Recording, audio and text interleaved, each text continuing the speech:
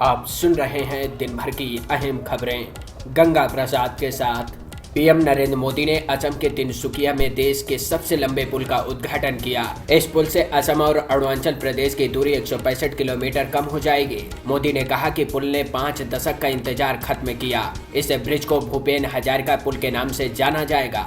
केंद्र की एनडीए सरकार को 3 साल हो गए। इस मौके पर नरेंद्र मोदी ने पूरा दिन असम में बिताया और कई आयोजनों में शामिल हुए। खानापारा में एक रैली को संबोधित करते हुए पीएम ने कहा कि मैंने किसान संपदा योजना की घोषणा भी की है। 2022 तक हम किसानों की आय दोगुना करेंगे। प्रणब मुखर्जी ने नरेंद्र मोदी को सबसे बेहतरीन कम्युनिकेटर बताया है।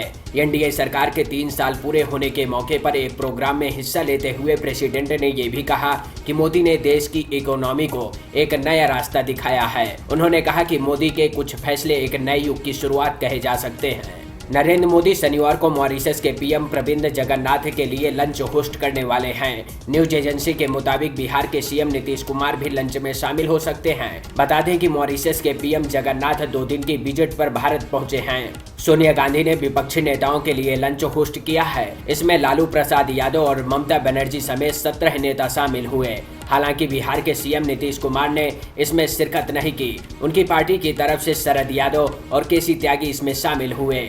अमित शाह ने ऐलान किया है कि कर्नाटक विधानसभा चुनाव में बीएस येदियुरप्पा मुख्यमंत्री पोस्ट के लिए बीजेपी का चेहरा होंगे। गुजरात में शाह ने विजय रूपाणी को सीएम कैंडिडेट बनाए जाने का इशारा किया है। उन्होंने कहा कि हम गुजरात की 182 में से 150 सीट जीतेंगे। गुजरात में इसी साल चुनाव होने हैं, जबकि कर्नाटक में 2018 में चुनाव हैं। इंडियन आर्मी ने पाकिस्तान बॉर्डर एक्शन टीम के 2 सैनिकों को मार गिराया। ये उड़ी सेक्टर में यलोसी के पास आर्मी की पेट्रोलिंग टीम पर अटैक की प्लानिंग कर रहे थे। जवानों ने हमले को नाकाम कर दिया। डोनाल्ड ट्रंप तिब्बतियों को अमेरिका की ओर से दी जाने वाली फाइनेंशियल हेल्प को 2018 में रोकना चाहते हैं। उन्होंने दशकों पहले बनाई गई इस पॉलिसी को बदलने के लिए प्रपोजल दिया है। ट्रंप एडमिनिस्ट्रेशन चाहता है कि ये मदद अब दूसरे देश दें।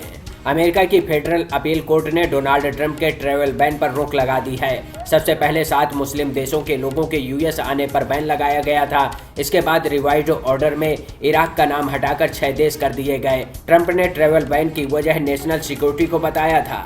मिस्र की राजधानी काहिरा के मिनेया प्रांत में बसों और ट्रक से चर्च जाते लोगों पर अज्ञात बंदूकधारियों ने गोलीबारी की। इस हमले में कॉप्टिक ईसाई समुदाय के 23 लोगों की मौत हो गई और 25 अन्य घायल हो गए।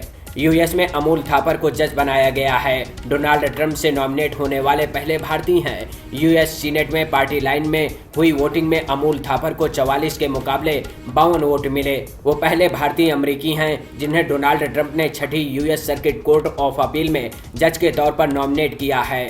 पंजाब के पूर्व डीजीपी केपीएस गिल का दिल का दौरा पड़ने से अस्पताल में निधन हो गया।